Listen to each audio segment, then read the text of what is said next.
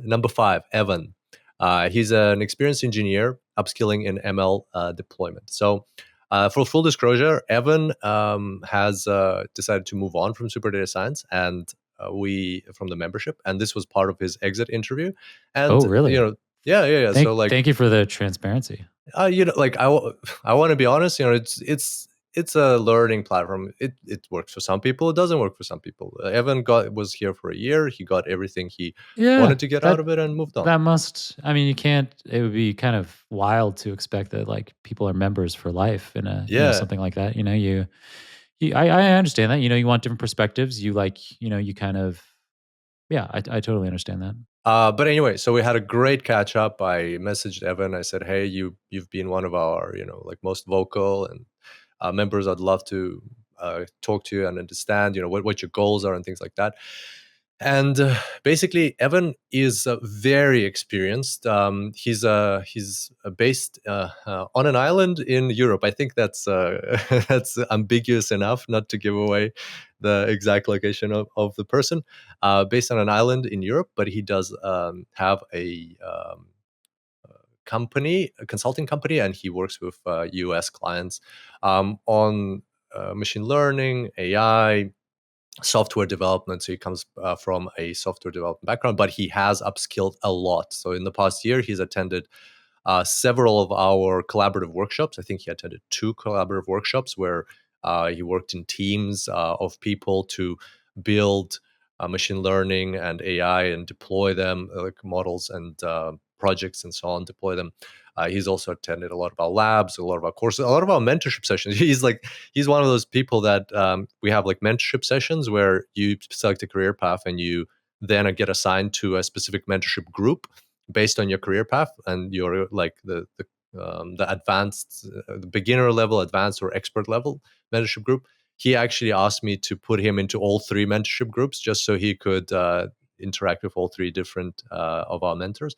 Anyway, that was a funny thing about him. So basically, the interesting thing in his, or the pain point that he's facing, is that increasingly he is finding that companies where he's working on LLMs, or that he's applying for jobs to work on LLMs and agentic AI, they are looking for specifically cloud skills, production ready skills, and deployment skills.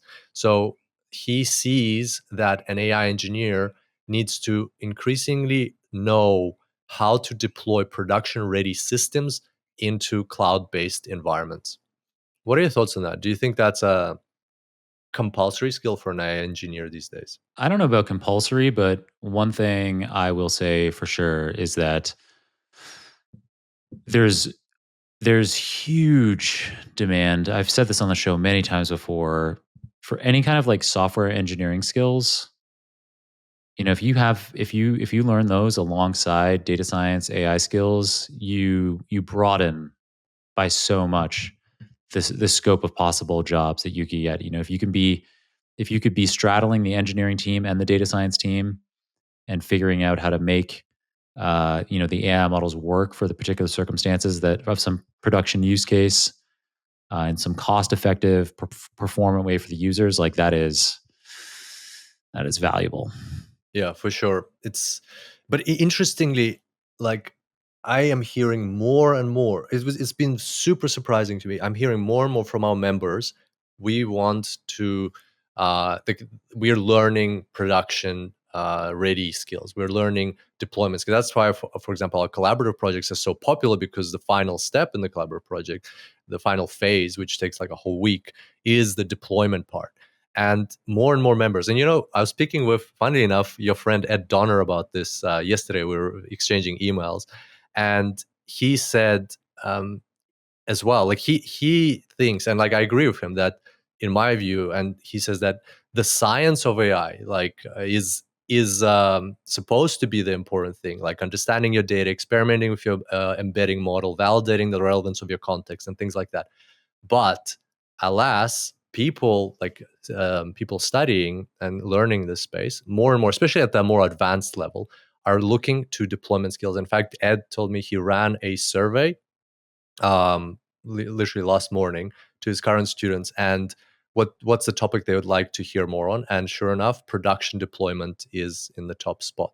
So it's kind of like this, like in my mind, this, because AI engineer is such a like vague term, vague role at the moment, still shaping up. Like in my mind, from these conversations, shaping up in a way that for like an AI engineer, yes, there's that abstract level of AI engineer we talked about earlier, where you can just use the tools and not really get deeper. But as you get deeper, there are two main areas that you should understand well. The first one is the science of AI, and that's what we talked about, like your embedding model, your experimenting with your data, understanding what model to use, and even to the point of LoRa and things like that. Like you can go very deep into that AI part. But also there's a second part, which is the production ready system deployment and cloud.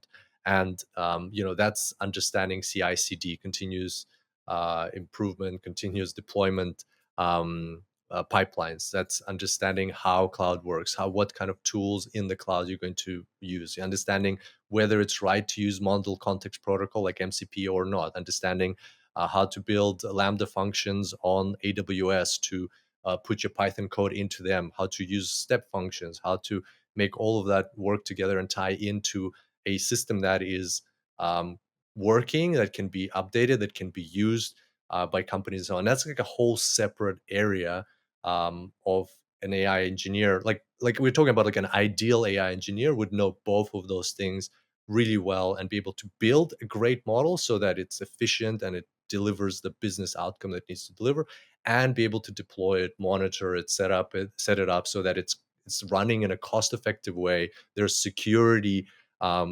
properly